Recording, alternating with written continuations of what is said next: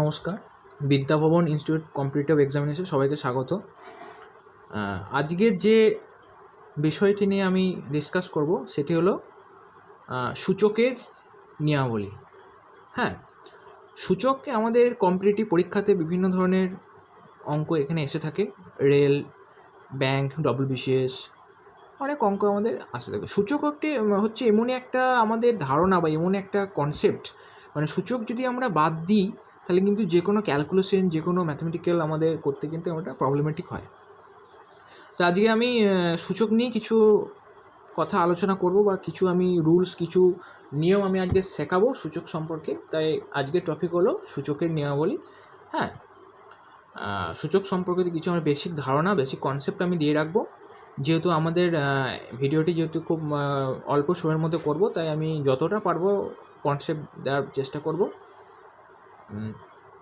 তা চলো আজকে নতুন একটা ধারণা আমি দিই, যেটা হচ্ছে সূচক বা ইন্ডেক্স। ঠিক আছে, আমরা ছোটোবেলাতেই ক্লাস 7 বা 8 থেকে আমরা শিখে এসেছি যে বীজগাণিতিক যে সমস্ত আমরা অঙ্কগুলো করে থাকি বা বীজগাণিতিক নিয়মে যে সমস্ত আমরা অঙ্কগুলো করে থাকি, সেগুলো মাথায় রেখে আমাদেরকে আরেকটু কনসেপ্ট বা আরেকটু ডেপথে তাদের সহগ, তাদের ঘাত, এই সমস্ত নিয়ে তাদের যে একটা সম্পর্ক, তাদের নিয়ে একটা যে ক্যালকুলেশন, এই সমস্ত সম্পর্ক নিয়ে চ্যাপ্টারটা হচ্ছে আমাদের ইন্ডেক্স বা এই যে আমাদের এই সূচকের নিয়মাবলী বা এই সূচক ব্যাপারটা। তাদেরকে আমি সেই বিষয়েই এই ভিডিওটি তৈরি করব। ঠিক আছে, আমি প্রথমে এখানে একটি সংখ্যা নিলাম, যেটা হচ্ছে 2x। ঠিক আছে, 2x এটা আমরা ছোটো থেকেই শিখে এসেছি। 2x, 3x, ঠিক আছে, 5x, এই যে আমরা যে সংখ্যাগুলো আমরা ছোটো থেকেই আমরা শিখে এসেছি। একটা কথা আমাদেরকে মাথায় রাখতে হবে, এই যে আমাদের এই যে কথাটা লিখলাম 2x, ঠিক আছে, তো এই তাহলে আমরা কী লিখলাম, তাহলে এখানে আমাদের জানতে হবে, এটা আমরা ছোটোতেই জেনে এসেছি যে 2x লেখার এই কথাটার অর্থ কী, এই যে 3x লেখার এই যে কথাটার অর্থ কী, এই যে আমরা 5x লিখলাম, এই 5x লেখার কথাটার অর্থ কী। এটার মানে এটাই বোঝাতে চাইছে যে 2x কথার অর্থটা হলো 2 হলো কোফিসিয়েন্ট বা সহগ। কার সহগ? এক্সের সহগ। 2 হলো এক্সের সহগ, ঠিক আছে, কোফিসিয়েন্ট। 3x, 3 এখানে কি? 3 হলো এক্স এর সহগ, ঠিক আছে। 5x, তাহলে এখানে 5 হলো এক্স এর সহগ। এই কনসেপ্টগুলো আমরা ছোটোতেই শিখে এসেছি, আমি আরেকবার মনে করে দিলাম তোমাদেরকে। তো এখানে যে কোনো সংখ্যাই থাকো না কেন, 2x, 3x, 5x, 7x, 10x, যাই থাকুক না কেন, সেই এক্স হলো এই 7 বা এই যে সংখ্যাটি যেটা আমরা ধর্না যে পূর্ণবর্গ সংখ্যাটা লিখেছি, হ্যাঁ, সেটি হলো আমাদের এক্সের সহগ, ঠিক আছে, বা কোফিসিয়েন্ট, বা এটাকে আমরা বলতে পারি কোফিসিয়েন্ট। ঠিক আছে, এটা আমাদের মাথায় রাখতে হবে সবসময়। ঠিক আছে, এই ধারণা নিয়ে আমরা এবারে একটু করে এগোবো। ঠিক আছে, এবারে আমরা এটাও জেনে এসেছি যে কোনো রাশিমালায় যদি এরকম থাকে যে সাপোজ এক্স স্কোয়ার, আমরা দেখেছি এই রাশিমালাগুলো এক্স স্কোয়ার বা এক্সের কিউব, ঠিক আছে, বা x⁴ বা x⁵, ঠিক আছে। তাহলে এই ব্যাপারগুলো আমাদের কী সেটা আমরা জানবো। এই যে এক্সের স্কোয়ার এটা লেখা থাকে, এটার মানে হলো এক্সের দ্বিঘাত, ঠিক আছে। এই যে এক্সের স্কোয়ার যে আমরা লিখলাম, সূচক এই চ্যাপ্টারটা এই কারণের জন্যই এই কথাটি এখানে যুক্তিযুক্ত। এক্সের স্কোয়ার যেটা আমরা লিখেছি এখানে, এই যে স্কোয়ার বা এক্সের দ্বিঘাত, এক্সের স্কোয়ার মানে কি আমরা ছোটোবেলা থেকে জানি, দুটো এক্স, তাই তো, দুটো এক্সের গুণ করে তো আমরা এক্সের স্কোয়ার লিখি। 3টে এক্সের গুণফল তবেই তো আমরা x³ লিখি, তাই না। তাহলে ব্যাপার হচ্ছে এইটাই যে তাহলে আমরা এই যে স্কোয়ার এটাকে আমরা বলছি সূচক। স্কোয়ার এটি হচ্ছে আমাদের সূচক। আর যে এক্স এটাকে আমরা বলছি বেস বা নিধান, বেস বা নিধান। তাহলে আমরা এই যে এখানে যেমন এক্সের কিউ, এক্সের 3 ঘাত, তাহলে আমরা এখানে এই 3টাকে বলছি এক্সের সূচক, 3টাকে বলছি সূচক। আর যে এক্স এটাকে বলছি বেস বা নিধান। Similarly x to the power 4 এর ক্ষেত্রেও সে একই, এক্স টু দি পাওয়ার 5 এর ক্ষেত্রেও সে আমরা একই কিন্তু হবে, যাই থাকুক না কেন, X to the power 10, X to the power 6, যাই থাকুক না কেন, এই যে এক্সের যে মাথায় যেটা থাকে সেটাকে আমরা সূচক বলি, আর নিচে এই যে সংখ্যাটিকে এটাকে বলে আমরা বেস বা আমরা সেটাকে বলি নিধান। ঠিক আছে, ঠিক আছে। তাহলে আমরা এবারে কিছু সূচকের কিছু একটা সম্পর্কের সাহায্যে আমরা কিছু ক্যালকুলেশন আমরা করি। যদি কোনো ক্ষেত্রে সাপোজ আমি কথার জন্য বলছি যে এরকম লেখা থাকে যে এক্সের, আমরা দেখে এসেছি এক্সের স্কোয়ার ইন্টু এক্সের কিউব, যদি এরকম কোনো সমাধান থাকে আমাদের, তাহলে আমরা সেক্ষেত্রে কী করব? সেক্ষেত্রে আমরা করব, যেহেতু আমরা দেখো একটা জিনিস, এই যে দুটো আমরা যে ডেটা বা দুটো আমরা যে ডিজিট লিখেছি, দেখো তোমরা দেখতে পাবে যে এক্স, আমি বলেছি যে এক্স হলো এই যে সংখ্যাগুলো হচ্ছে এগুলো হচ্ছে বেস বা নিধান।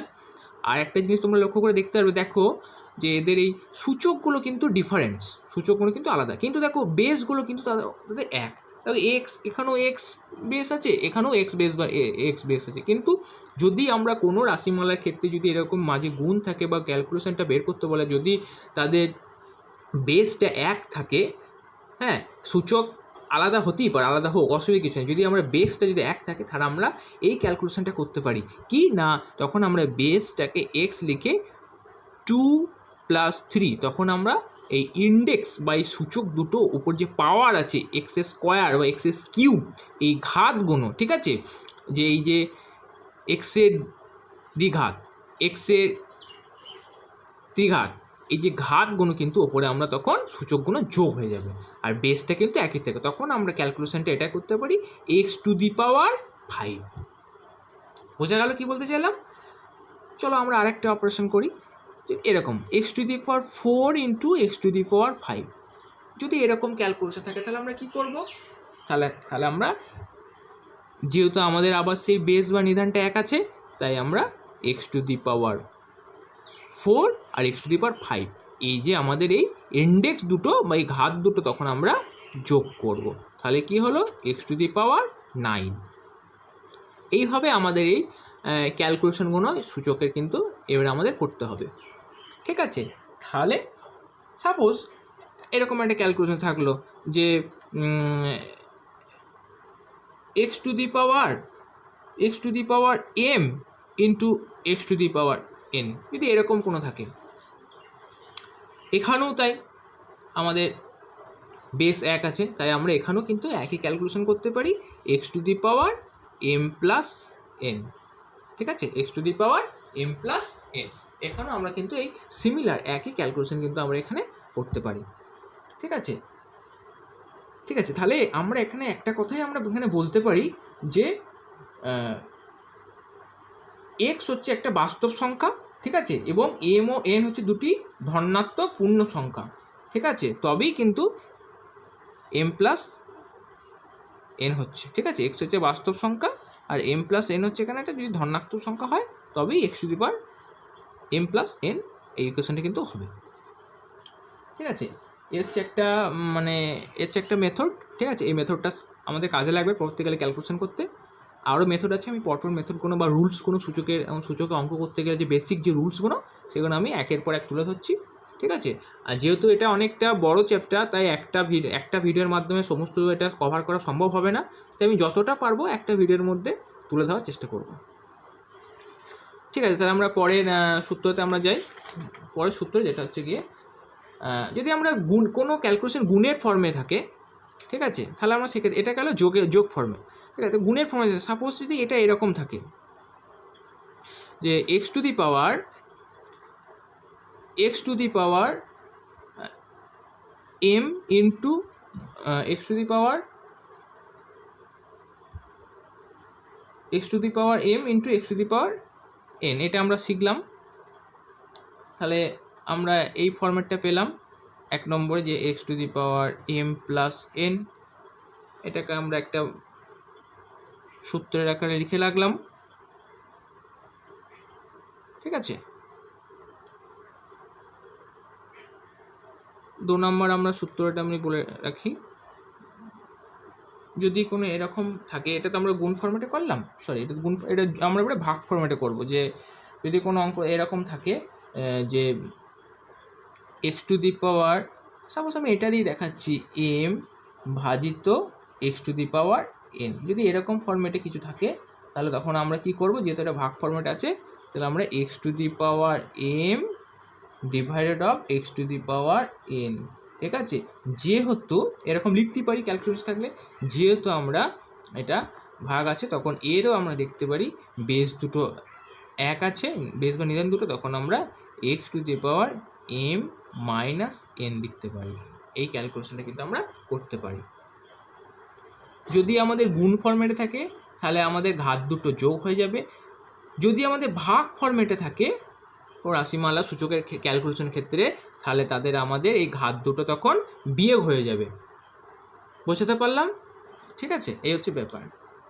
নেক্সট ফর্মুলা হচ্ছে, সাপোজ আমি একটা উদাহরণ দিচ্ছি, যে এখানে যে এক্স টু দি পাওয়ার 7 ভাজিত এক্স টু দি পাওয়ার 5, দেখো তোমরা দেখতে পাবে যে এক্স কিন্তু এখানে বেস দুটো এক আছে, তাই ঘাত দুটো যেহেতু ভাগ আছে, তাহলে আমরা এই সূচক দুটো বা এই ঘাত দুটো কিন্তু আমরা বিয়োগ করব। তাহলে আমরা এখানে লিখতেই পারি যে x to the power 7 minus 5 সমান হচ্ছে এক্স স্কোয়ার, ঠিক আছে। ঠিক এরকম ফরম্যাটে এরকম রুলসে কিন্তু সূচকের আমাদের ক্যালকুলেশনগুলো করতে হবে। তাহলে আমরা এটা 2 নম্বর সূত্রে গেল। থার্ড আমরা যে পয়েন্টে আসছি সেটা হচ্ছে গিয়ে, যদি আমরা এরকম হয়, আরেকটা কথা আমি বলে রাখি, যেটা হচ্ছে গিয়ে এক্স এর মান কিন্তু শূন্য ছাড়া হতে হবে, এক্স এর মান কিন্তু একটা বাস্তব সংখ্যা হতে হবে। এখানে কিন্তু এক্স এর মান, এক্সকে কিন্তু অবশ্যই একটা বাস্তব সংখ্যা হতে হবে, বাস্তব সংখ্যা, এবং এম ও এন দুটি ধনাত্মক সংখ্যা হতে হবে, এম আর এনকে কিন্তু দুটো ধনাত্মক সংখ্যা হতে হবে, ঠিক আছে। যদি এই ফর্মুলাটা তখনই হবে ভাগ এই যে x to the power M ভাজিত X to the power N, তখন আমরা ক্যালকুলেশনটা করছি X to the power M minus N. এই যে আমরা ক্যালকুলেশনটা করছি বা এই যে ফর্মুলা তৈরি করেছি, এটা কিন্তু তখনই আমাদের পক্ষে পসিবল হবে যখন M greater than N, M এর মান যখন এনের থেকে বড় হবে, ঠিক আছে। আর কোনো কারণে যদি এনের মানটা বড় হয়, ঠিক আছে, কোনো কারণে যদি এনের মানটা বড় হয়, বা যদি এরকম হয় যে এন গ্রেটার দেন এম হয়, তখন আমরা কিন্তু এই সূত্রটা করব, ঠিক আছে, যে 1/x to the power n minus M. বোঝাতে পারলাম?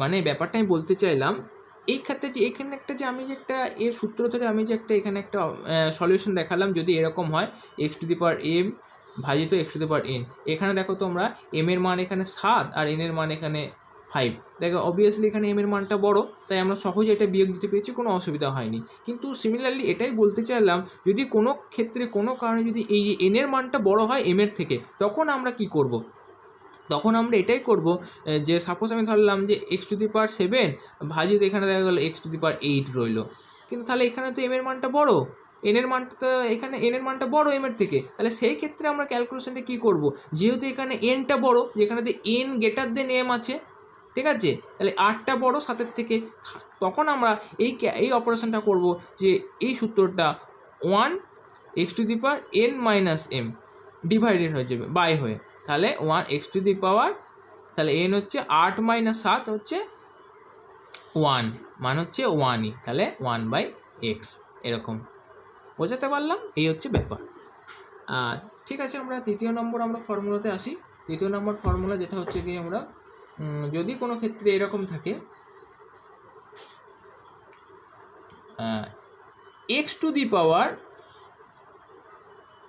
এম এবং প্রথম ব্র্যাকেটের বাইরে যদি এন থাকে তখন আমরা কি করব, যে এই যে এমের যে এই যে আমরা একটা ঘাত x to the power M এই যে পাওয়ার, আর ব্র্যাকেটের বাইরে যে একটা ঘাত আছে total x to the power M to the power N, তখন আমরা কি করব, এই সূচক দুটো আমরা গুণ করে দেব। তখন আমরা এই ফর্মেটটা লিখতে পারি x to the power m N.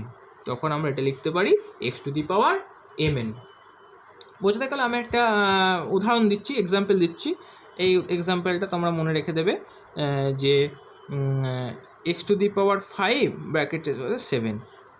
তাহলে আমরা কী করব, তখন আমরা কি বললাম, এই পাওয়ার দুটো আমাদের গুণ হবে, তাহলে এক্স টু দি পাওয়ার 7 5 35। ঠিক আছে, বলতে পারলাম। এই হচ্ছে একটা ক্যালকুলেশন। ঠিক আছে, 4 নম্বর যে ব্যাপারটা আমি বলি সেটা হচ্ছে গিয়ে 4 নম্বর ব্যাপার হচ্ছে গিয়ে যদি আমাদের এরকম থাকে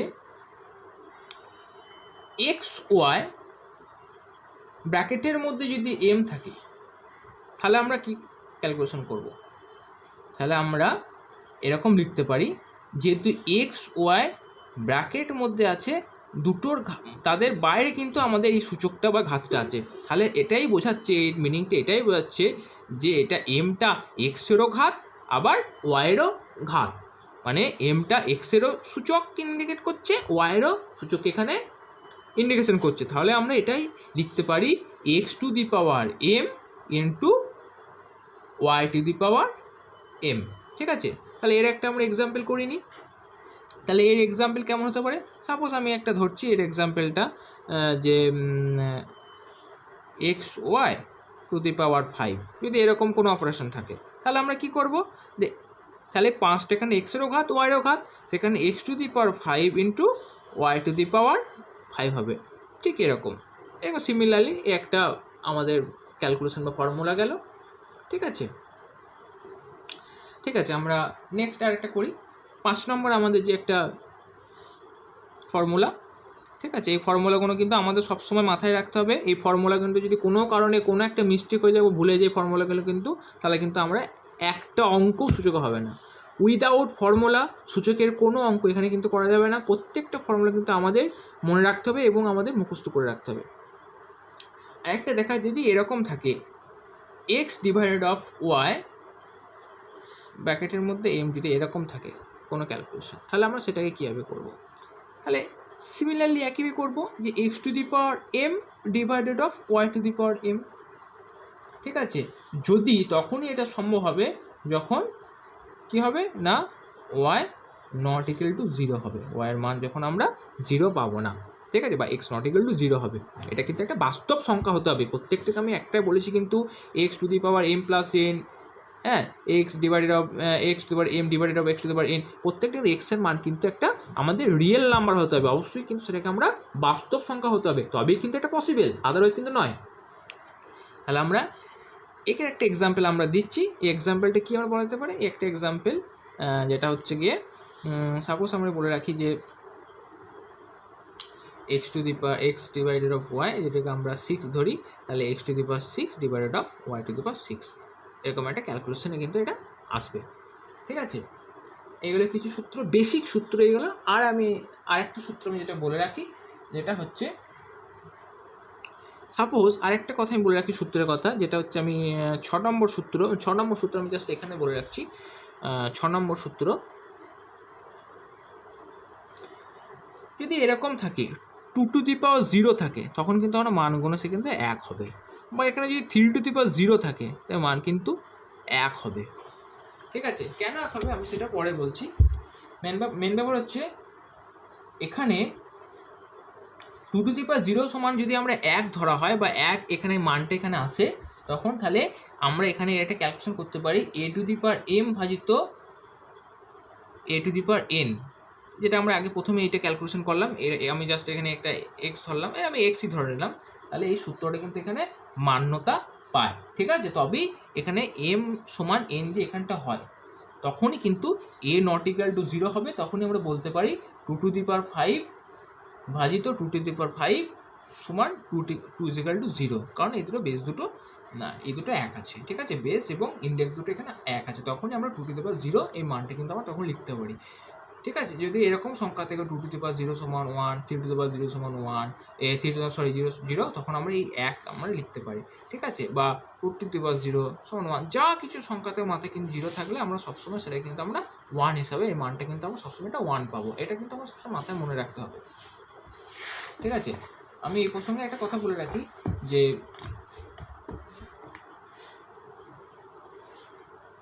কিন্তু এক্সের যে এই যে একটা কথা বলে রাখি যে যদি তাহলে এক্স যদি শূন্য ছাড়া বাস্তব সংখ্যা হয় আর এন যদি ধনাত্মক পূর্ণ সংখ্যা, তাহলেই কিন্তু এটা পসিবল হবে, ঠিক আছে, যে এরকম থাকবে x⁻0 সমান হচ্ছে 1, ঠিক আছে, x⁻0 1, বা এখানে a⁻0 সমান হচ্ছে 1, এই যে আমরা x⁻0 সমান 1, a⁻0 সমান 1, এটা তখনই আমাদের সম্ভব হবে, কখন সম্ভব হবে, x এর মান x≠0 বা a≠0, তাহলে x এর মানকে সবসময় একটা বাস্তব সংখ্যা হতে হবে, বা a এর মানকে সবসময় একটা আমাদের বাস্তব সংখ্যা হতে হবে, ঠিক আছে, তবেই কিন্তু এটা সম্ভব।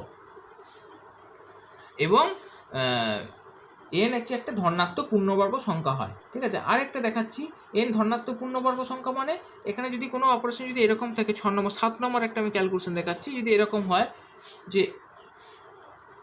x⁻n যদি এরকম থাকে, x⁻m, এখানে ঘাতটা যদি নেগেটিভ থাকে, ঠিক আছে, এখানে ঘাতটা যদি মাইনাস থাকে, তাহলে আমরা কি ক্যালকুলেশন করতে পারি, তাহলে আমরা ক্যালকুলেশন করতে পারি যে x⁻1 এরকম লিখতে পারি, ব্র্যাকেটে বাইরের n, এরকম ক্যালকুলেশনটা করতে পারি, ঠিক আছে। যদি আমরা আরেকটা ক্যালকুলেশন দেখাচ্ছি, যেটা হচ্ছে গিয়ে 8 নম্বর ক্যালকুলেশন, যেটা হচ্ছে গিয়ে x⁻−1, তাহলে কি হবে, আমরা এরকম লিখতে পারি 1/x, তখন এই মাইনাসটা চলে যাবে যখন আমরা এটা ডিভাইডেড করে দেবো, x⁻−x সমান হচ্ছে 1/x। এটা এক্সাম্পল, যদি আমরা এরকম লিখি যে x⁻−2 সমান কত, x⁻−2 মানে আমরা লিখতে পারি 1/x², x⁻−3 1/x³, ঠিক আছে। এটা হচ্ছে তখনই হবে যখন x এর মান ≠0 হবে, ঠিক আছে। এই হচ্ছে আমাদের একটা বেসিক ফর্মুলা, এবং n এর মান কিন্তু যে কোনো ধনাত্মক পূর্ণ সংখ্যা কিন্তু আমাদের হতে হবে। এই যে একটা সূচকের একটা বেসিক এখন আমি ফর্মুলা বললাম, বা সূচকে আমি যে কোনো একটা, এই যে সহগ 3 এর সহগ x, 5 এর সহগ x এর সহগ 5, তারপর হচ্ছে x এর সহগ 3, এই যে ব্যাপারগুলো বললাম, ফর্মুলাগুলো আমি আরেকবার বলে দিই, এখানে n হবে, যদি হয় তবেই কিন্তু x⁻m+n হবে, এই একটা ফর্মুলা আমাদের মনে রাখতে হবে। এটা গুণ আকারে যদি ডিভাইডেড থাকে তাহলে আমরা ভাগ হয়, এটা মনে রাখতে হবে। যদি m এর মানটা বড় হয় n এর থেকে, m>n হয়, তখন আমরা x⁻m−n হবে। আবার কোনো কারণে যদি n এর মানটা বড় হয় m এর থেকে, n>m হয়, তাহলে আমরা সবসময় 1 ডিভাইডেড অফ x⁻n−m হবে, ঠিক আছে। অবশ্যই x কে বাস্তব সংখ্যা হতে হবে, ঠিক আছে। আবার কোনো ক্ষেত্রে x⁻m ব্র্যাকেটের বাইরে কিন্তু n যদি এরকম থাকে, তখন আমাদের এটা হবে x⁻mn হবে। সিমিলারলি xy ব্র্যাকেটের মধ্যে ওপরে m যদি থাকে, এরকম যদি কোনো সংখ্যা থাকে, তাহলে আমরা এখানে বোঝাচ্ছি যে mটা এখানে x-এরও ঘাত আবার y-এরও ঘাত, তাই আমরা এখানে এরকম ক্যালকুলেশন লিখতে পারি x⁻m আবার y⁻m, ঠিক আছে। আবার কোনো ক্ষেত্রে x/y⁻m যদি থাকে, তাহলে আমরা এখানে ভাগের ফর্মে লিখতে পারি এখানে mটা আবার x-এরও ঘাত আবার y-এরও ঘাত, তাহলে x⁻m/y⁻m। অবশ্যই এখানে y এর মান ≠0 হবে। সিমিলারলি এখানে একটা কথা লিখতে হবে, x যদি একটু শূন্য ছাড়া হয় তবে কিন্তু আমরা x⁻0 হবে, ঠিক আছে, x⁻0 হবে, a⁻0 হবে, অবশ্যই x ≠0, a ≠0 হবে। তাহলে আমরা এখানে x এর বদলে, x যেহেতু আমরা বাস্তব সংখ্যা বলেছি, তাহলে x এর মান এখানে 2, 3, 4 যাই হোক না কেন, 0 উপরে যদি হয়, তাহলে আমরা সবসময় এর মানটা কিন্তু এক হিসাবে ধরবো, এটা আমাদের সবসময় এটা মনে রাখতে হবে। আর যদি কোনো রাশিমালা যদি এরকম থাকে, x⁻n যদি থাকে, তাহলে x⁻n হবে, x⁻1 লিখবো ব্র্যাকেটের মধ্যে, এন লিখবো। এই এন হচ্ছে কিন্তু অবশ্যই আমাদের ধনাত্মক পূর্ণবর্গ সংখ্যা হতে হবে। এক্সে কী হতে হবে? ধনাত্মক পূর্ণবর্গ সংখ্যা হতে হবে, পূর্ণবর্গ সংখ্যা হতে হবে, ঠিক আছে।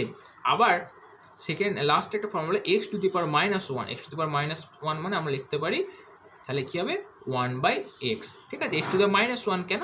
এক্স টু দি পাওয়ার -2 থাকে তাহলে আমরা লিখবো 1/x²। এক্স টু দি পাওয়ার যদি 3 থাকে তাহলে আমরা লিখবো 1/x³। এইগুলো আমাদের সূচকের একটা বেসিক যে ফর্মুলা বা বেসিক একটা কনসেপ্ট, ছোট্টর মধ্যে একটা ভিডিওর মধ্যে যেহেতু সমস্ত আমাদের কনসেপ্ট দেওয়া সম্ভব নয়, তাই আজকে আমি কনসেপ্টটা দিয়ে রাখলাম। আরও যে সমস্ত আমাদের অঙ্কগণ ও সূচকের থাকবে সেগুলো আমি পরে ভিডিওতে আরও আলোচনা করব। কিছু সূচকের কিছু সলভ বা কিছু এক্সাম্পল আমরা পরে ভিডিওতে পরের ক্লাসে অবশ্যই আলোচনা করব। হ্যাঁ, আজকে এই পর্যন্তই। আমার এই ভিডিও যদি ভালো লেগে থাকে তাহলে অবশ্যই কমেন্ট বক্সে কমেন্ট করবে এবং পরের আরও নতুন নতুন ভিডিও পেতে অবশ্যই সাবস্ক্রাইব করবে এবং ভিডিওটি লাইক ও শেয়ার করবে। ঠিক আছে, আজকে এই পর্যন্ত।